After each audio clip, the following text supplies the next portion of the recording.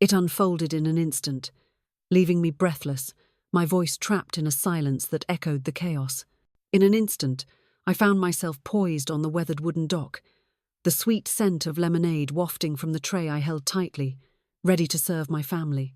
But then, without warning, a violent shove erupted from behind, sending me reeling, arms thrashing wildly, the tray soaring through the air like a tragic comet destined for disaster. Suddenly, I found myself submerged in the water, the cold grip of the depths pulling me down into an abyss of uncertainty. The icy depths of the lake engulfed me, dragging me into its merciless embrace like a ravenous predator. My lungs howled in agony as I fought against the suffocating grip of the murky lake, kicking and clawing my way to the surface, each desperate gasp filled with the bitter taste of filth. The world was spinning, teetering on the brink of chaos, as if the very fabric of reality was unraveling before our eyes. My heart thundered, threatening to burst forth from my chest in a wild frenzy. Emerging from the depths, I shattered the surface, lungs screaming for air, my eyes wide, reflecting sheer terror. My clothes clung to my skin, heavy and suffocating, a relentless weight that threatened to drown me. My silver hair, slick and damp, clung desperately to my cheeks, a testament to the turmoil swirling around me. With trembling hands and a vision clouded by uncertainty, I scoured the dock, each moment heavy with dread. And there he stood, a figure cloaked in shadows, the air thick with tension, as if the very world held its breath in anticipation. My grandson, Tyler, towering at 6'2", with broad shoulders that seemed to carry the weight of the world, a smug grin plastered across his face, laughing, oh how he laughs, echoing through the air like a haunting melody. "Oh, don't be so dramatic, Grandma," he exclaimed, a tear glistening in his eye, as if the weight of the world had just been lifted by a mere jest. "It's merely water. Yet it holds the power to drown dreams and wash away hope." Beside him stood his girlfriend, Kayla, fresh from the clutches of college, her head shaking in disbelief, laughter bubbling forth as if this were the most absurd prank imaginable. They observed my desperate thrashing, as if I were a mere spectacle in their grand performance. 74 years had passed, a lifetime etched in the lines of my face, each wrinkle a testament to the battles fought and the stories lived. I gasped for air, my lungs constricted in a vice of panic. Thoughts eluded me, slipping through my fingers like sand in an hourglass, leaving only a haunting silence in their wake. Unbelievable, the sheer audacity of it all. How could this be happening? My mind raced, grappling with the impossible reality before me. But the words that escaped his lips next will haunt me forever. "You always proclaimed your desire to dive into the depths of the water, yearning for the embrace of the waves." In that moment he pivoted, his back to the world, and strode into the shadows, leaving a silence that screamed of unspoken words. The suspense reaches its peak, and the cliffhanger concludes with a gasp, leaving hearts racing and minds reeling. And so, the tale unfolds, shrouded in mystery and intrigue. 2 months ago, I plunged into the abyss of my own making, committing the gravest error of my existence. In a bold twist of fate, I extended an invitation to Tyler and Kayla, beckoning them to share my space for the summer. What secrets would unfold in this unexpected arrangement? The university dorms, once a sanctuary of youthful dreams, had abruptly shut their doors for renovations, and in the midst of this chaos, Tyler, my only grandson, reached out to me, his voice trembling with desperation. He declared, with a heavy heart, that the weight of his finances left him unable to secure a place to call his own. He declared, with a fervour that could ignite the very air around him, that all he required was a mere few months, just a fleeting moment in the grand tapestry of time, to gather his resources and immerse himself in the labyrinth of his studies for the impending exams. I plunged forward without a moment's pause. In the wake of my daughter's tragic departure, I took on the monumental task of raising Tyler, a responsibility that weighed heavily on my heart. With trembling hands, I changed his diapers, my heart swelling as I read him bedtime stories, and I clapped fervently at every single school performance, even when he took on the role of a mere background tree. I believed we shared an unbreakable bond, a connection that could weather any storm.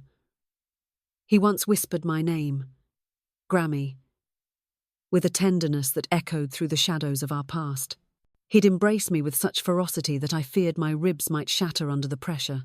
He was my precious child, the light of my life, the very essence of my being. But somewhere between the chaotic halls of high school and the tumultuous journey of his second year at university, a profound transformation ignited within him.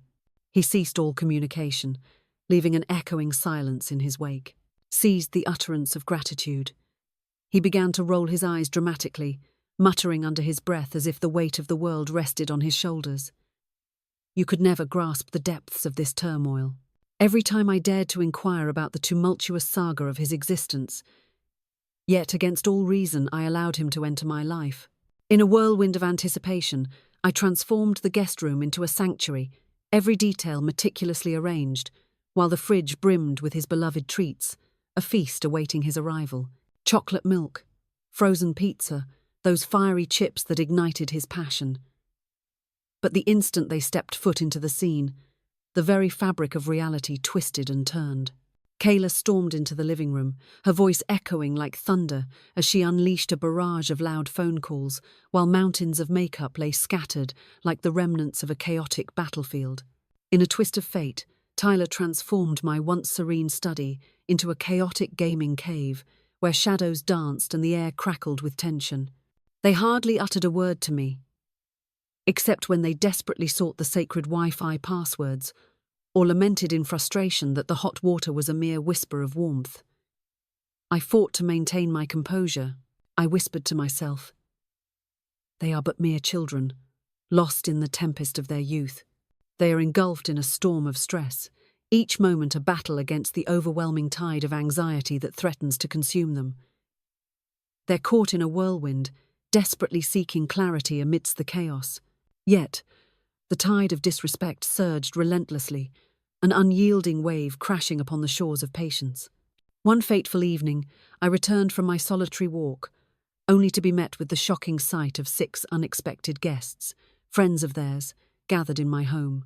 Beer bottles littered my antique table, a stark contrast to its timeless elegance, a scene that whispered of chaos and revelry. In a shocking twist of fate, my cherished embroidered quilt lay sprawled across the grass, tarnished and disrespected, serving as a mere picnic blanket in the unforgiving sunlight of the backyard. When I confronted Tyler, demanding to know why he kept it from me, he erupted, "It's not that serious, Graham. Calm yourself, for the storm within must be quelled." Graham. A name that echoes through the shadows, a whisper of fate entwined with destiny. What secrets lie beneath that surface? What storms brew in the depths of his soul? The air thickens with tension, and the world holds its breath, waiting for the next move in this unfolding saga. He would never dare to truncate it. I choked down my pain, a bitter pill lodged in my throat. In the following week, I found myself eavesdropping on Kayla, her laughter echoing through the air as she bantered on the phone with someone, the tension thickening with every word. It's as if one is trapped within the sinister confines of a haunted dollhouse, where every creak of the floorboards whispers secrets of the past, and shadows dance with malevolent intent. Everywhere the air is thick with the stench of mothballs, mingling with the bitter aroma of shattered dreams. I stormed into my room, the weight of despair crashing down upon me, and I wept bitterly. Yet, I found myself holding back, refraining from uttering the words that would send them away. Not when they yanked the plug from my freezer, unleashing a catastrophic fate upon my precious stored soups. Not when their laughter echoed, mocking the very way I dared to fold towels. Not even when they pushed my monthly Wi-Fi to its limits, draining every last drop, and commandeered my Netflix account to devour horror movies until the break of dawn. But being thrust into the lake, that was a whole new level of betrayal. That was no mere carelessness.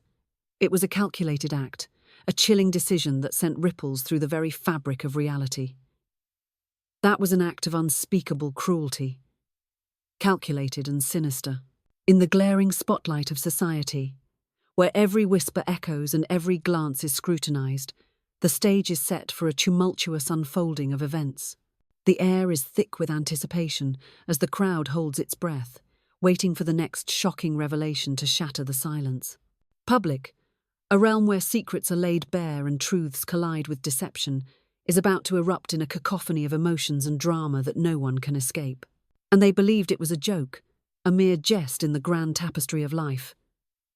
As I emerged from the icy depths, my hands felt like lifeless stones, my body quaking uncontrollably in the frigid air. Tyler and Kayla had vanished into thin air, leaving behind an eerie silence that hung in the atmosphere like a heavy fog. They had retreated into the house, shadows cloaking their every move, the air thick with unspoken tension. The haunting melody filled the air, echoing through the shadows of the room. Through the window, a cacophony of laughter pierced the silence, echoing like a haunting melody in the night. Not a single word of remorse. In a moment of sheer disbelief, the realization struck. No towel. The absence loomed large, a void in the chaos of the day, leaving a chilling sense of vulnerability in its wake. Shameless audacity. That fateful night, sleep eluded me. A cruel spectre haunting my restless mind. I lay awake, the haunting moment echoing in my mind, a relentless loop of despair and disbelief. How had I descended into the punchline of my own sanctuary? How could it be that I had nurtured a grandson who found amusement in the sight of my desperate gasps for air? But the most harrowing revelation lay not in his actions. It was the haunting gaze that pierced through his eyes as he committed the act. Delightful chaos unfolds. That fateful night, I made a vow that I would not shed another tear. Still haunted by Tyler. Still haunted by Kayla. And certainly not for the sake of a university fund. For a lifetime, I toiled and sacrificed, crafting a world for a boy who now stood indifferent, utterly unconcerned whether I sank into despair or soared to the heavens. With a heavy heart, I rose from the depths of my slumber, the weight of the world pressing down on my shoulders. I approached the desk, a silent sentinel of secrets, and with trembling hands, I opened the drawer. There it lay, the black leather folder, a dark promise of revelations yet to unfold. Within those walls lay the bank documents, a treasure trove of secrets waiting to be unveiled. The account I had painstakingly crafted from the ground up. Every holiday card, every frantic side hustle, every hard-earned pension check that I clutched tightly. Everything, every last shred of it, was funneled into that account, a dark abyss waiting to swallow it whole. It had swelled to an astonishing nearly $96,000. It was a sum so vast it could engulf his entire tuition for the next 3 years, a fortune that could change everything. I lingered at the kitchen table for what felt like an eternity, my gaze fixed on the balance, a silent witness to the turmoil brewing within me. In that electrifying moment, I seized my fate with unwavering resolve. With a trembling finger, I clicked withdraw all, sending my hard-earned fortune spiraling into the abyss of a different account. In a moment of reckless abandon, I printed a solitary note, its ink still fresh with secrets, and abandoned it on the desk in my study, a silent witness to the chaos that was about to unfold. Tyler, in a moment of reckless abandon, you hurled me into the depths of the lake, all for your twisted amusement. In retaliation, I have unleashed chaos upon your future, draining your university fund in a desperate bid for tranquility. That fateful day, you were plunged into the depths of despair as you lost a grandmother, a beacon of love and wisdom, forever extinguished from your life. Do not seek me out. Grammy! The air crackles with anticipation, the spotlight blazes down, and the world holds its breath. A moment of glory. A crescendo of dreams, where legends are born and destinies collide. Will it be triumph or tragedy? The stage is set for an unforgettable showdown. With a heart pounding like a drum, I hastily stuffed a solitary suitcase, flung open the front door, and vanished into the abyss of the unknown. I stepped out of the house, the darkness still clinging to the world. Just moments before the first light of dawn broke the horizon, the air hung heavy, a suffocating silence enveloping the scene, as if the world itself held its breath in anticipation of the chaos to come. The kind of early morning silence that hung heavy in the air, a stillness so profound that even the birds, those heralds of dawn, dared not break the spell with their songs.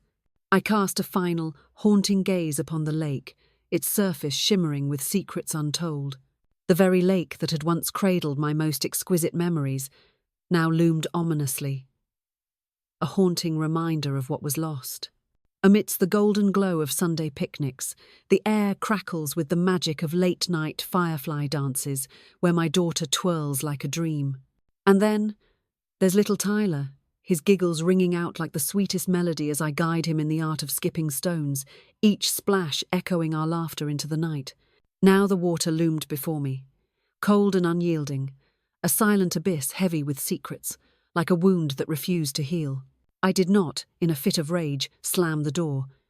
With every step, I felt the weight of their eyes upon me, a silent audience to my escape. I was a ghost slipping through the shadows, desperate to vanish without a trace, to leave behind the echoes of my departure unacknowledged. The air crackled with tension as I tiptoed away, my heart pounding in a frantic rhythm, fearing that even the slightest sound would shatter the fragile illusion of my stealth. I didn't want them to hear me leave. Goodbyes were unnecessary, a mere illusion in the shadow of what was to come. My letter was a tempest, a whirlwind of emotions that left no heart untouched. They received far more than they ever deserved, truly, and I would not endure the cacophony of outrage, the hollow justifications, or, even more despicable, the laughter that echoed through the air. With trembling hands, I slipped into the worn seat of the old blue pickup, a relic of my late husband Albert's life, and twisted the ignition key, the engine roaring to life like a ghost awakening from slumber. It let out a single, ominous cough before roaring to life with a thunderous growl. My hands quaked violently, not from the weight of years, but from a tempest brewing within, a darkness clawing to break free. A tempest, long brewing in the shadows, now unleashed its fury upon the unsuspecting world. I sped away, heart racing, not daring to glance in the rearview mirror. My path was shrouded in uncertainty, a void of purpose stretching endlessly before me. All I possessed was a suitcase, a box brimming with letters, the cash from the university fund now securely hidden in my other account, and an insatiable yearning to inhale deeply without the sting of ridicule. At the first gas station 2 towns over, I screeched to a halt, heart racing, and yanked out my notebook, ready to capture the chaos swirling around me. It was an ancient leather-bound tome, the very vessel of my mundane grocery lists, now transformed into a chilling archive of numbers and names, each one a whisper of secrets long buried.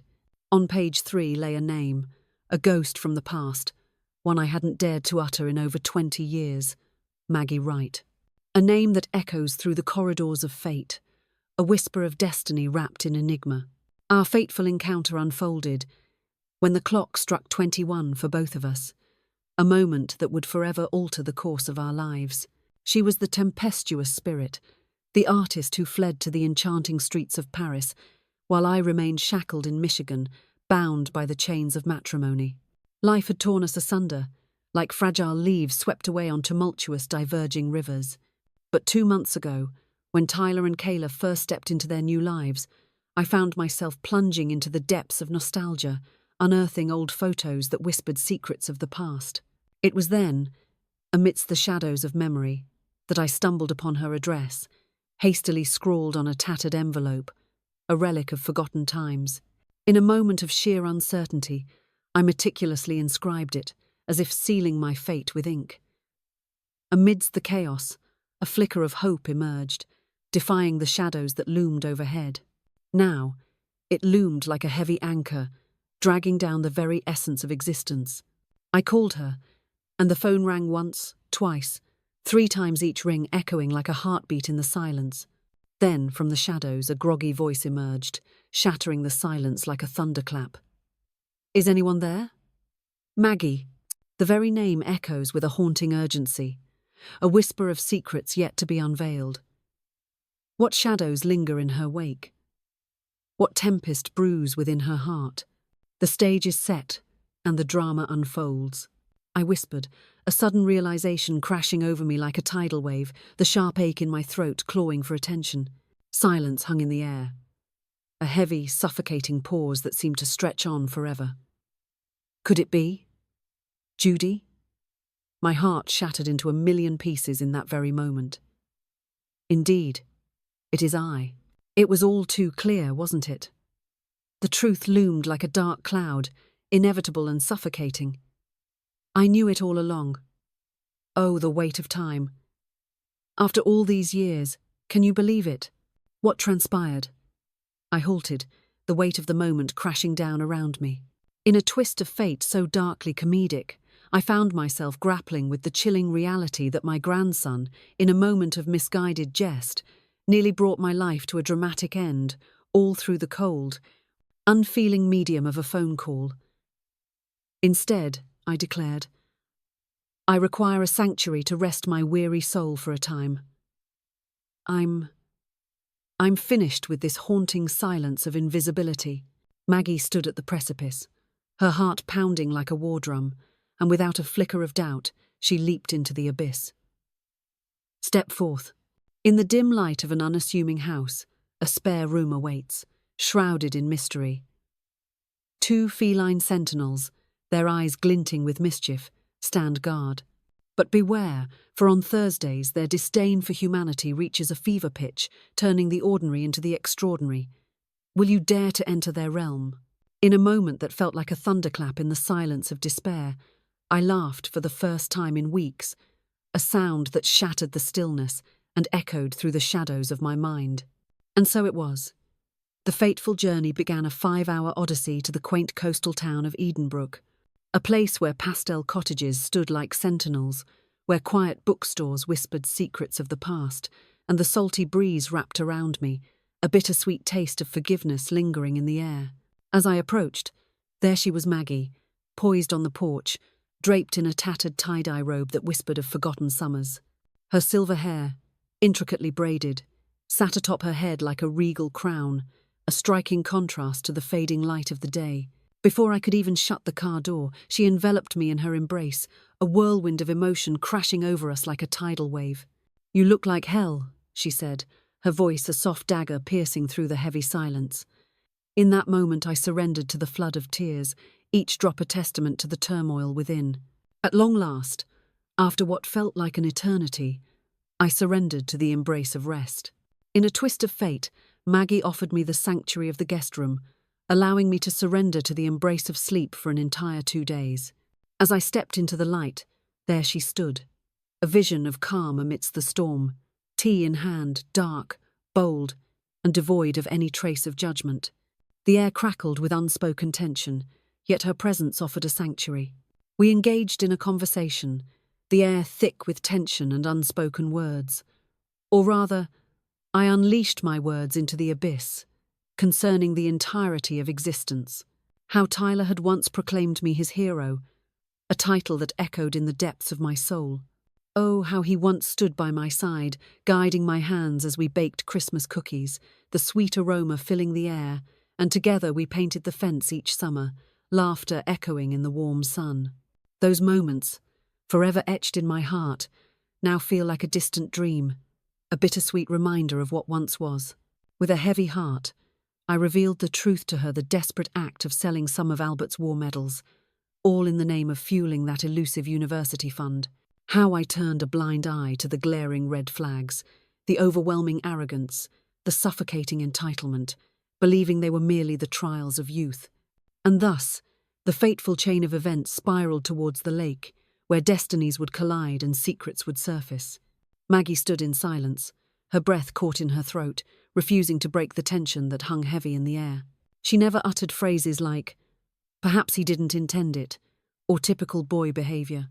She stood there, a silent witness to the unfolding chaos, her ears absorbing every word like a sponge as the storm of emotions raged around her. And as I finished, she presented me with a warm scone, her voice dripping with gravity. "Well, now it's your time." The air crackled with anticipation, a moment suspended in the balance of fate. That fateful night, I penned yet another letter, the ink trembling with the weight of unspoken truths, not to Tyler, not this time, to the depths of my soul. "Dear Judy, for 74 long years, you have selflessly placed the needs of others above your own. You've sacrificed your time, poured out your love, relinquished your money, and shattered your peace. Enough is enough. No more pouring your heart out for those who wouldn't even lift a finger to help you wipe away the mess. Your existence is of utmost significance. Once more, the sweet sound of laughter should echo through your life, a melody long forgotten, waiting to break free from the shadows of despair. So, unleash your laughter. It is I. The following morning, Maggie hurled a pair of walking shoes at me, her voice slicing through the air as she declared, "There's a farmer's market down the street. You're arriving," and the air crackles with anticipation. I couldn't care less if you waltz in wearing nothing but your pajamas. And in that very moment, the icy grip of existence began to melt away, revealing the raw pulse of life beneath. 2 weeks slipped away, shrouded in an unsettling silence. Once more, I plunged into the world of gardening. Maggie possessed a minuscule backyard, where the soil lay as soft and inviting as the richest cake, a hidden treasure waiting to be unearthed. And I planted tomatoes and herbs, just as I once did, with a heart full of memories and a whisper of nostalgia echoing in the air. Once more, I found myself wielding the brush, plunging into the vibrant chaos of colour and emotion. Weathered wooden signs, remnants of a bygone era, stand as silent witnesses to the passage of time. One warned, "Tread carefully, for the feline harbours dark secrets." In a twist of fate, I found myself donning a colossal chicken costume, my heart racing as I stood before the eager faces of children at the town library's charity event, reading aloud with fervour, each word a dramatic revelation in their wide-eyed world. Amidst the uproarious laughter, a small voice pierced through the chaos, asking if I would take on the role of his grandmother. And in that fleeting moment a spark ignited within me, shattering the weight of time that had clung to my soul for far too long. I was reborn, unshackled from the chains of age, feeling the vibrant pulse of youth coursing through my veins once more. In that moment I was electrified, a surge of vitality coursing through my veins, igniting every fibre of my being. Then, as dawn broke with an unsettling chill, an email from Tyler pierced through the silence of my morning. Subject: "Are you kidding me? Graham." Or should I utter the name Judy now? What in the world is happening? We awoke to a chilling silence, and you were simply vanished, leaving nothing but a haunting emptiness in your wake. You vanished without a word, leaving only silence in your wake. And what treacherous words lie within this note? Is this some kind of twisted jest? Because it's utterly devoid of humour. You shattered it all into a million pieces. Alas, the time has come to postpone my journey into the halls of learning.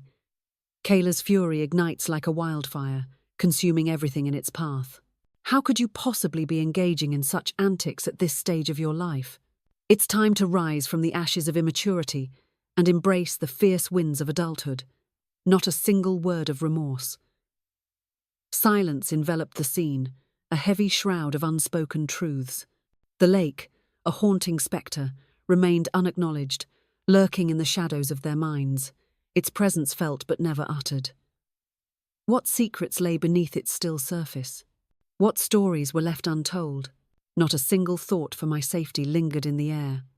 Fury surged within as the realization struck the money had vanished into thin air. My eyes were glued to the screen, time slipping away like sand through my fingers.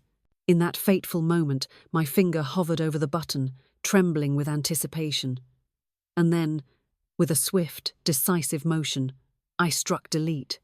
The finality of it echoed in the silence, a heart-stopping gasp in the void of what once was. Maggie stumbled upon me on the porch, an hour later, as if drawn by some unseen force, the air thick with tension and unspoken words. A missive from the very depths of darkness. With a dramatic flourish, she placed 2 cups of tea on the table, her eyes glinting with unspoken tension. I nodded, the weight of the moment crashing down upon me like a tidal wave, each heartbeat echoing the gravity of my decision. Do you yearn to unleash your voice into the vast, roaring abyss of the ocean? A smile crept across my face, a flicker of light in the shadows of uncertainty. Not today. Fate. The winds of destiny shall not blow in your favour this time. We sat there, the air thick with unspoken words, sipping in a heavy silence that wrapped around us like a shroud. Then, in a moment that hung heavy in the air, she posed the one question that had remained unspoken, a question that shattered the silence and pierced through the very fabric of my existence. What is it that you desire now? In that moment, silence enveloped me like a thick fog, and the weight of uncertainty pressed down, leaving me utterly speechless. I was lost, adrift in a sea of questions, with no answer to grasp onto. And thus, we forged a list, a testament to our resolve. At the pinnacle, where the air is thin and the stakes are high, dance, bare feet kissing the cold, relentless rain, as the storm rages around you, each drop a whisper of freedom, each step a defiance against the chaos of the world. Launch a quaint little craft shop, where dreams take shape and creativity knows no bounds. Embark on a journey to the enchanting land of Ireland. At long last, the moment has arrived. How could I ever forgive myself for the chains I willingly wore, for the time I squandered in shadows that should have never held me? The weight of my own choices presses down, a relentless reminder of the moments lost, the life unlived. Never, ever shall guilt bind me like a cruel master again. 3 weeks later, in a whirlwind of excitement and anticipation, Maggie stood by my side as we unveiled our booth, a dazzling display of paintings and vintage recipe books, each piece whispering secrets of the past. People were utterly captivated by it. In a twist of fate, a woman clutched a mug emblazoned with the audacious phrase, "Don't push Grandma in the lake." Her laughter erupted like thunder, echoing through the room, and in that moment of sheer joy, she beckoned me into the enchanting world of her book club. Oh, how I held back the truth, the dark tale that lingered in the shadows, waiting to be unleashed. I kept it hidden from her, the story that could shatter the very fabric of our reality. Not yet. The suspense hangs heavy in the air, a palpable tension that crackles like electricity, waiting for the moment of revelation. But mark my words. One day, I shall, for my tale is of utmost significance. One fateful evening, as the sun sank low, drenching the world in a haunting golden hue, Maggie and I found ourselves ensnared in the gripping embrace of the tide, watching as it surged ominously toward us. With trembling fingers, I clutched my tea, the tempestuous wind weaving chaos through my hair, a wild dance of nature and emotion. "I think I'm finally okay," I whispered, my voice trembling with the weight of unspoken fears. "You were always okay," Maggie replied, her voice trembling with an intensity that hung in the air like a storm about to break. "How could you? You simply forgot." The weight of that oversight hangs heavy in the air, a haunting reminder of what was lost in the shadows of your mind. In the town I once abandoned, Tyler would come to a harrowing realization. Money can vanish into thin air, but trust, that's a different beast altogether. Once shattered, it is lost to the abyss of time, never to return. Perhaps, in the distant future, he will awaken to the haunting truth of his actions. Perhaps, but I shall not be left in the shadows of anticipation. In a world where tomatoes hang heavy on the vine, I stand poised to harvest their ripe bounty. But lurking in the shadows are the cats, sly and unpredictable, ready to pounce at any moment. Yet amidst this chaos, I declare my resolve. It is time to seize the life that has long eluded me.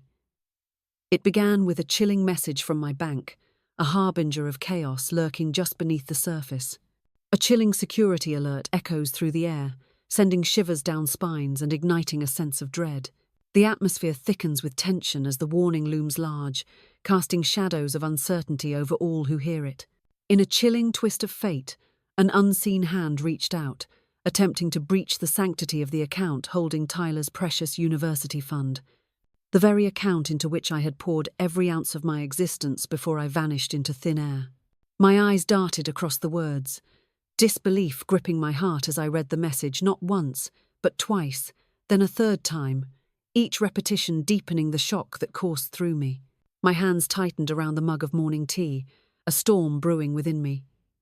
Since my arrival in Edenbrook, that account lay untouched, a dormant secret until Tyler unearthed it. Or at least he was desperately attempting to. Maggie stood in the kitchen, the sharp blade glinting ominously as she sliced through the lemons, their bright yellow flesh spilling forth as I entered, phone clutched tightly in my hand, the air thick with unspoken tension. Oh, the whispers of trouble loom in the shadows, a tempest brewing just beyond the horizon, she inquired, her gaze fixed on the ground, as if the weight of the world pressed down upon her shoulders. He attempted to infiltrate the account, I declared with a gasp. She halted, her eyes narrowing with a fierce intensity. He did what?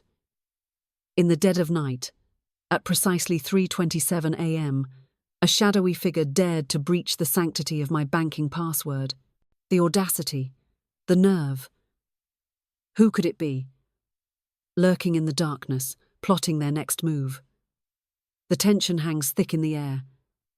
A chilling reminder that danger can strike when least expected. A chilling alert pierced through the silence. It's him.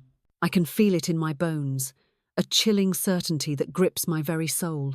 Not a soul is aware that a count lurks in the shadows, hidden from the world. Maggie lowered the knife with a deliberate slowness, as if bracing herself for an impending battle. That boy is about to face the storm of consequences like never before. I nodded, the weight in my chest pressing down, a burden both heavy and hauntingly familiar. I believed that snatching the cash and penning a simple note would suffice, yet he persists, relentless in his pursuit.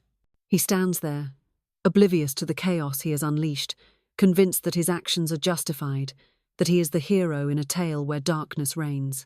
Maggie, with a flicker of tension in her eyes, poured 2 glasses of lemon water, the citrus scent sharp and biting, before sliding one toward me, as if it held the weight of unspoken secrets.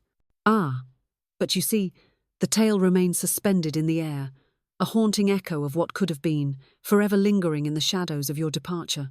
I gazed upon her, my heart racing, as the weight of the moment hung heavy in the air. What do you mean?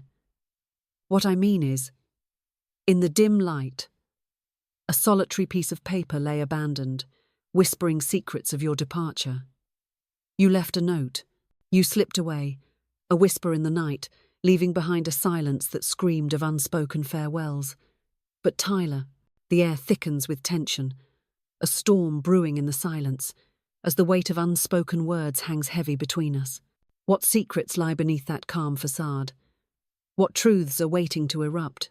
The world around us fades, and all that remains is the electric charge of uncertainty, crackling in the space where hope and despair collide. He must face the reckoning that awaits him. He must behold the visage of the woman he sought to belittle, only to discover that her strength eclipses his own in ways he could never fathom. Silence enveloped the room, a heavy shroud of unspoken words hanging in the air. I stood there, lips sealed, the weight of my thoughts pressing down like a storm ready to break. Nothing escaped my mouth, not a whisper, not a sound, just an echo of what could have been said, lost in the abyss of my mind. But in that moment, an unsettling sensation erupted within me, a tempest of emotions clawing at my very core. Not revenge, but a reckoning awaits. Not fury, not rage. A tempest brews beneath the surface, a storm of emotions swirling. Yet it is not anger that reigns supreme. Power, a force that commands attention, a relentless surge that ignites the very fabric of existence. It looms large, casting shadows over the weak, a tempest that can either uplift or destroy. In its grasp, destinies are forged and shattered, leaving behind echoes of ambition and despair. The stage is set, and the players are ready. What will unfold next? The air crackles with tension as the battle for supremacy begins. For 2 agonizing days, my mind was a tempest of thoughts, swirling and crashing like waves against the shore of my sanity. Silently, as if the very air held its breath. Profoundly. As dawn broke, I strolled along the beach, witnessing the sky transform into a canvas of vibrant hues, each stroke of light a breathtaking revelation. With trembling hands, I scattered the seeds upon the ground, a desperate offering to the feathered souls that gathered outside Maggie's porch, their eyes glinting with untold stories and secrets waiting to be unleashed. In a whirlwind of chaos and determination, I tore apart my booth at the market, reshaping it into a new vision, a bold statement amidst the mundane. The air crackled with anticipation as I transformed the ordinary into the extraordinary. Yet, lurking in the shadows of my thoughts, a plan began to take shape, twisting and turning like a serpent ready to strike. What if? Just what if? Tyler's insatiable obsession with the money still consumed him. What if he was still hunting for me, relentless in his pursuit? Perhaps, just perhaps, I should grant him the very thing he craved, the elusive prize he sought so desperately. It is I, standing at the precipice of fate, but not the version of me he believed he had come to understand. Not the meek, solitary grandmother who silently folded his laundry and prepared his meals in the shadows of her own despair. The rebirth of my very essence, the me that is wide awake. At first, I kept my secrets from Maggie, shrouded in a veil of uncertainty and tension. I couldn't bear the thought of her fretting over me, but a storm brewed within her as I requested to borrow her laptop, and the entire day slipped away, consumed by my relentless typing. As the sun dipped below the horizon, a revelation struck me with the force of a thunderclap. A letter, shrouded in mystery and fraught with unspoken tension, awaits its fateful revelation. But this one, oh, it's nothing like the last. The air crackles with tension, the stakes are higher, and the shadows loom larger. A twist awaits, lurking just beyond the horizon. This was not a farewell. Behold, a mirror, reflecting not just the surface, but the very depths of one's soul. I sent it through email, to Tyler's student account and the personal one he used for online games. Then I waited. He replied within an hour. Subject? Grandma. What is this? Some kind of guilt trip? Kayla said you've lost it. You're staying with some old hippie now and selling junk at a market. You really think you're better than us? What? You think you're punishing me? Fine. Keep the money.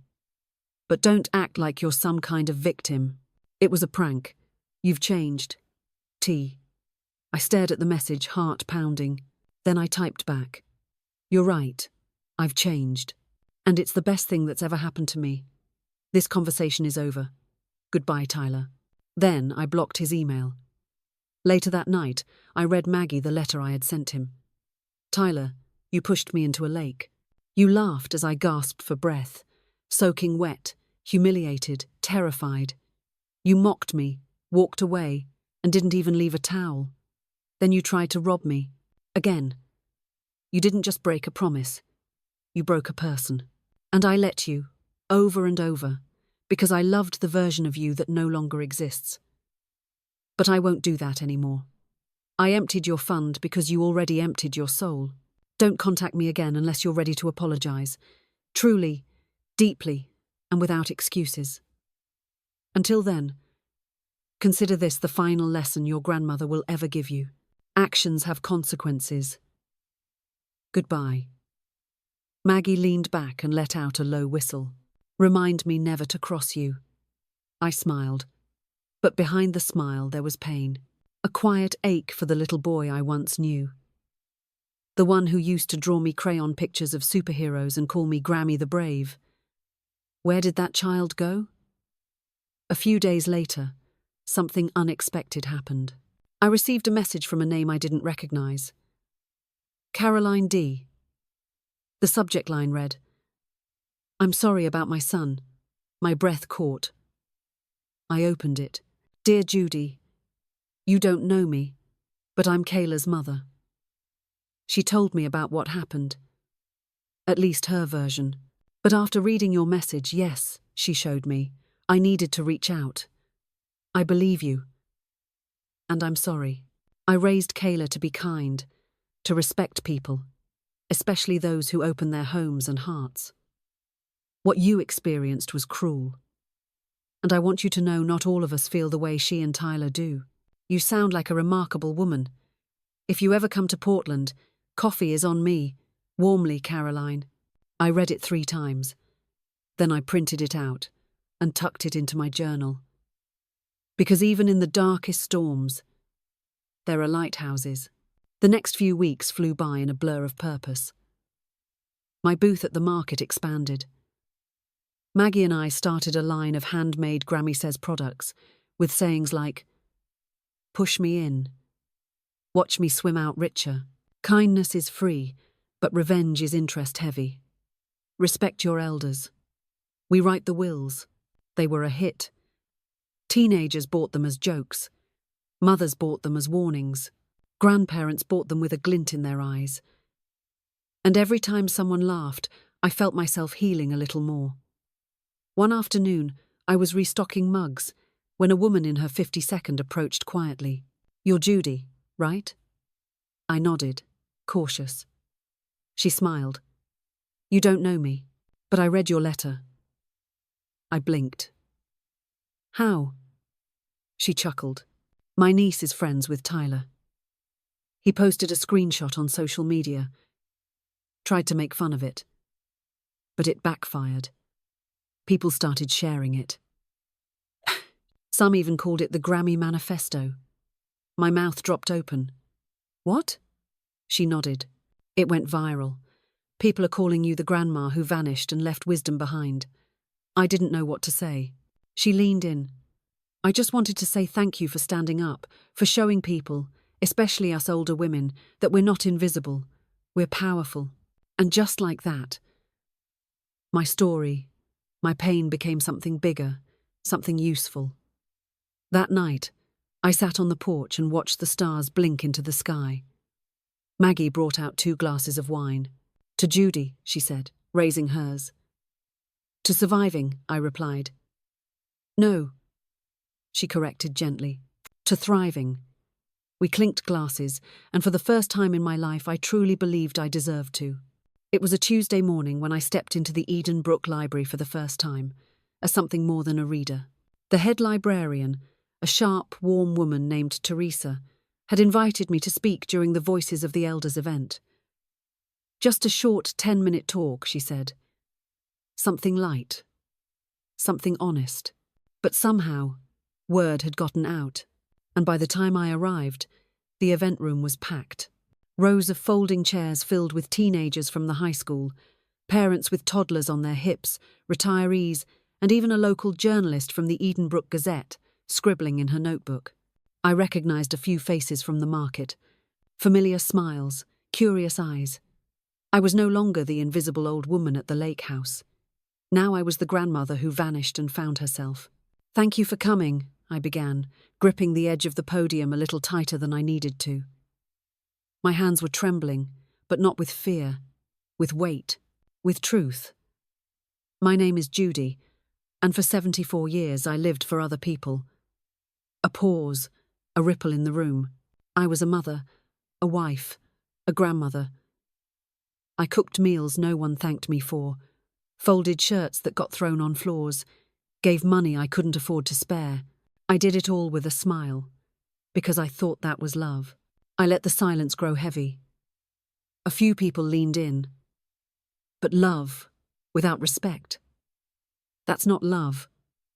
That's servitude. And one day when my own grandson pushed me into a lake and laughed while I gasped for air, I realized something. I had given everything, and left nothing for myself. There was a sharp intake of breath from the crowd.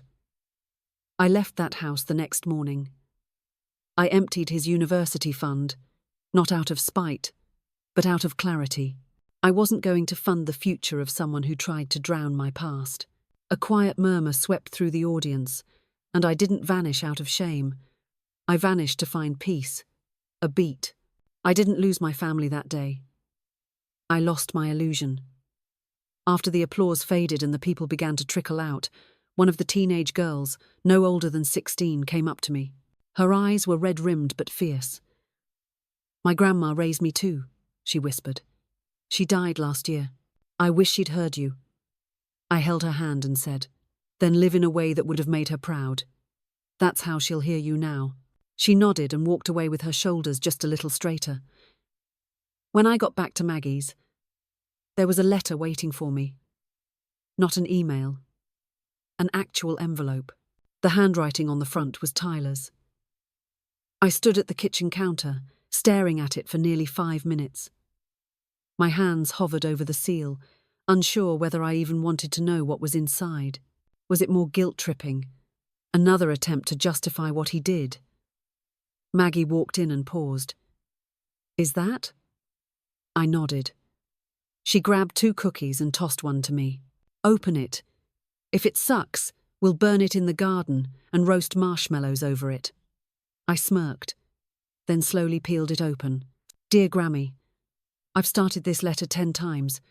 None of it sounds right. Nothing feels enough. But I'll try. I was cruel. I was arrogant. And worst of all, I was blind. When I pushed you into the lake, I thought I was being funny. I didn't realize how fragile trust is until I felt what it was like to lose it. You were always there. You never asked for anything. And I treated you like a prop in my own show. I let Kayla mock you. I laughed when I should have apologized. And I ignored every warning sign that I was becoming the kind of man you never raised me to be. I've dropped out of university. Not because of the money, but because I realized I don't even know who I am. I need time to figure that out. I'm getting therapy. I'm living with a friend's family right now. I got a part-time job. I'm trying. I know this letter won't fix what I broke. But if you ever decide to let me back into your life, even as a phone call or a postcard, I'll be here. If not, I'll understand. I just wanted you to know that I'm sorry. Truly. Love. Tyler. I read it 3 times. Then I placed the letter beside me and walked outside. The garden was quiet, and the evening breeze carried the scent of lavender and earth. I didn't cry. I didn't scream. I just felt. Maggie joined me a few minutes later, holding 2 teacups. "Well," she asked, settling into the chair beside me. "He apologized." She raised an eyebrow. "A real one." I nodded. It felt honest. "Do you want to write him back?" I was quiet for a long time. Then I said, "Not yet. Maybe someday, but not now." Because healing wasn't just about forgiveness. It was about freedom. That weekend, I painted a new sign for the booth. It read, "I left to save myself, not to hurt you." That was just a bonus. It sold within the hour. Weeks passed, and the tourist season in Edenbrook began to pick up. The streets buzzed with chatter. Families snapped selfies under blooming trees, and the market became the heartbeat of the town. My booth had a steady stream of visitors now. Some came for laughs. Some came for therapy, disguised as merchandise. One woman, elegant, grey-haired, with pearls and pain in her eyes, clutched a mug that read, "Retired, not expired." She whispered, "My daughter-in-law called me useless last week. I'm buying 10. I gave her a discount." Maggie and I became something of a local mystery. People whispered, "That's the grandma from the lake story," as I passed. But no one dared to treat me like a victim anymore. I wasn't someone's fragile old grandma anymore. I was a survivor with sharp edges and stories. People respected that. People needed that. One night, Maggie tossed me a brochure. "Cruise to Ireland," she said, grinning. 2 cabins. I'm paying." I blinked. "Wait, are you serious?" She nodded. "We can drink whiskey, tell people we're retired spies, and finally see all those places you used to dream about." I stared at the glossy picture of a ship under golden clouds. Then I smiled. "Let's go." Because I didn't just want to disappear from pain. I wanted to arrive in joy. And this time, I wasn't leaving behind a broken woman who tolerated abuse. I was bringing along a warrior who finally knew her worth. The day of the cruise was warm and humming with promise. The sun shimmered off the ocean like it was made of crushed diamonds, and the ship loomed ahead like a floating palace. As Maggie and I stood in line with our passports, I felt a flicker of something I hadn't known in years. Excitement. Not the kind that comes with parties or holidays. The kind that comes when you realize, truly realize, that your life still has pages left to write. "I packed 3 wigs," Maggie whispered with a wink. "One red, one silver, and one that makes me look like I steal men at bingo halls. I laughed so hard I nearly dropped my boarding pass. We stepped onto the ship like two queens finally returning to their thrones. Our cabin had a balcony. Not huge, but perfect. We spent that first evening wrapped in shawls, sipping hot cocoa, and watching the sea pull us away from everything we used to be. I thought of Tyler. Not with rage anymore, not even with sadness, just clarity. He was a part of my story, but no longer the center of it. And that was freedom. The ship held surprises at every turn. Morning yoga classes where I pulled a hamstring and laughed harder than I stretched. Art galleries that made me cry over brushstrokes. A salsa class where Maggie twirled me until I forgot how long it had been since someone held my hand just to dance. And in the evenings, I'd sit on the balcony and write in my journal about everything I'd seen, everything I'd felt, everything I'd survived. Midway through the trip, we docked in Dublin. It was like walking into a storybook. The streets buzzed with music, cobblestones echoed under our steps, and the air smelled like buttered bread and rain. We took a bus tour that led us to a small, wind-swept cliffside. There, looking out at the endless ocean, I said goodbye.